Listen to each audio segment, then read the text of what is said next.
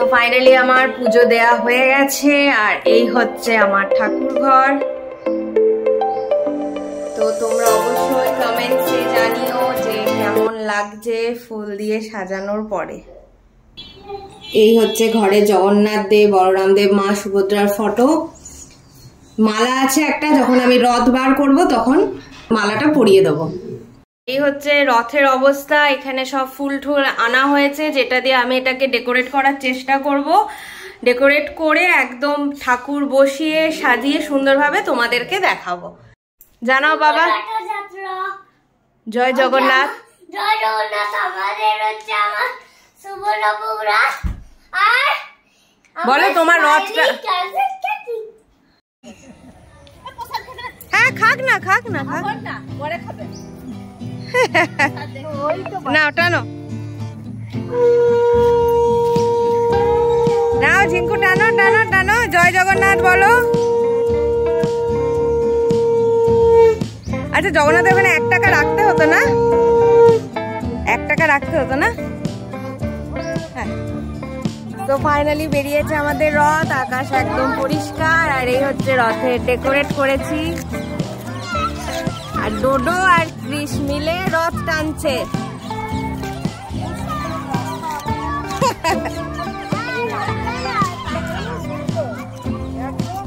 তো এনেছি রেডি আর আমি অভি ক্রিস মিলে যাচ্ছি মেলা। আজকে ফার্স্ট দিন যাচ্ছি চিত্রালয় মেলায়। এখন দুর্গাপুরে অনেক জায়গায় মেলা বসে, ক্ষুদিরাম মাঠে বসেছে যেখানে আমাদের বাড়ি। চতুরঙ্গের মেলাটা চলে এসছে আকবর রোডে, সেটা হচ্ছে ইস্কন থেকে, যেটা তো সেটাতে আজকে যাবো না। আজকে যাচ্ছি চিত্রালয় মেলাতে, যেটা অনেক বছরের পুরনো।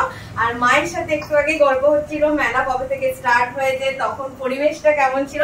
ইভেন মারা স্টার্টিং দেখেছে, মানে 42-43 বছরের পুরনো আমাদের এই মেলা। কি কি কিনবো বলতো?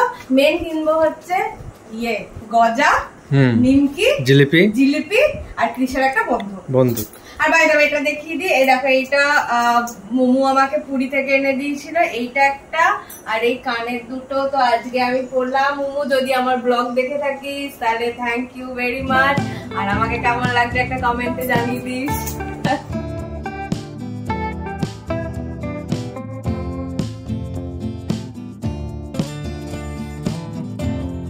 আর আমি এখান থেকে নিয়ে নিলাম একটা কানের কালেকশন, হচ্ছে এরকম 40 এইসব কম দামের মধ্যেই আছে।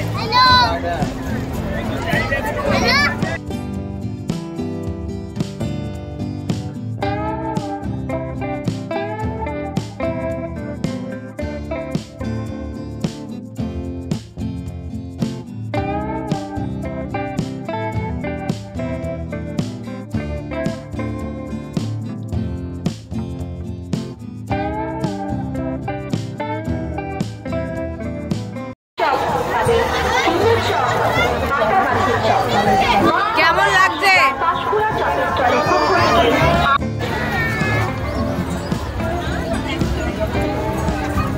কেমন টেস্টটা? ম্যাঙ্গো ফ্লেভারের 50 টাকা নিল। ভালো, দারুণ খেতে। পড়ে যাবে কিন্তু পুরোটা। এই তুমি ধরে নাও, কিন্তু ফট করে পড়ে যাবে। মামা কেমন লাগলো?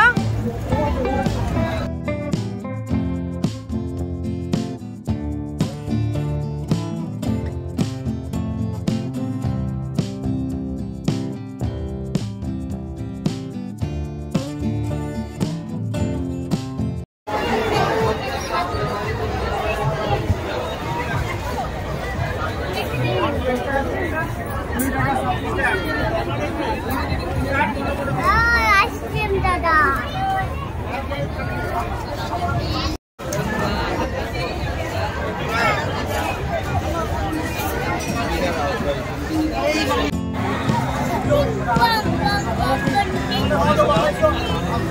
সব শেষে আমরা এসছি এখন নিমকি আর জিলিপি নিতে।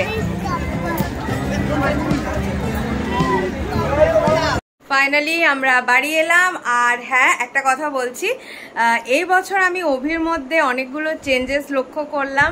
ফার্স্ট হচ্ছে যে আজকে ফ্রাইডেতে আমরা রাত্রেবেলা চিকেন খাই, বাট আজকে যেহেতু রথ সেই জন্য অভি বললো যে আজকে চিকেনটা স্কিপ করব, কেন রথের দিন আমি চিকেন খাবো না, ওটা আমার মন থেকে আসছে না। আর সেকেন্ড হচ্ছে যে আমরা অন্যান্য বার রথের মেলাতে ফার্স্টের দিন গেলেও ভিড়ের কারণে অভি রথের ওখানে গিয়ে দড়ি টানাটা মানে আমরা ওটা অ্যাভয়েড করতাম, পরে গিয়ে টানতাম, খুব ওখানে ভিড় ছিল। কিন্তু এই বছর অভি বলল যে সবার আগে চলো গিয়ে রথের দড়ি টানি, তারপরে যা যা তুমি খাবে খাও, কেন মানে যা খুশি তাই করো, বাট রথের দড়িটা গিয়ে আগে টেনে ঠাকুর প্রণাম করে তারপরে আমরা টুকটাক মেলা ঘুরবো। তো হ্যাঁ, এই দুটো চেঞ্জ অভির আমি দেখলাম, আর মা আর আমি আজকে ওটা নিয়ে আলোচনাও করছিলাম যে অভির মধ্যে এরকম প্রচণ্ড অনেক পরিবর্তন এসছে যেগুলো আমরা এখন নোটিস করি। মেবি হয়তো আমরা এত ঠাকুরের জায়গা ঘুরছি সেই জন্য, ইভেন পুরীর থেকে আসার পর থেকে ওর মধ্যে একটা হয়েছে যে আমরা যেখানেই প্রত্যেক বছর যাব সেটা যেন ঠাকুরের কিছু মাহাত্ম্য থাকে সেই জায়গায় সেরকমভাবে। যেমন তোমরা দেখো আমরা ফার্স্টে পুরী দিয়ে স্টার্ট করলাম, তারপর মায়াপুর, বেনারস, ইভেন সাউথে তো প্রত্যেকটা প্লেসই হচ্ছে ঠাকুরের কিছু না কিছু মন্দির, মানে পুরো সাউথটাই মন্দির দিয়ে ঘেরা। মীনাক্ষী টেম্পল বলো, রামেশ্বরম টেম্পল বলো, পদ্মনাভজি স্বামী টেম্পল বলো, মা কন্যাকুমারী টেম্পল বলো। তো হ্যাঁ, এখন অভির মধ্যে এই জিনিসটা এসছে যে যেখানেই যাব সেখানে যেন কোনো ঠাকুরের মাহাত্ম্য থাকে, কোনো এমন একটা মন্দির থাকে যেটা আমরা দর্শন করব আর সেখান থেকে ব্লেসড হব। তো হ্যাঁ, এটা বেশ আমারও ভালো লাগে যে অভির এই জিনিসটা ফিল করে, ধর্মের দিকে এতটা এগোচ্ছে। তো আস্তে আস্তে আমি আর অভি আরও টুকটাক ঠাকুরের জায়গা দর্শন করবো, আর নিজেদেরকে যতটা পারবো পজিটিভলি চেঞ্জ করব। তো চলো আজকের ব্লগটা এই অবধি। যদি ভালো লেগে থাকে একটা লাইক, কমেন্ট আর শেয়ার করে দেবো। Take care, good night, bye by.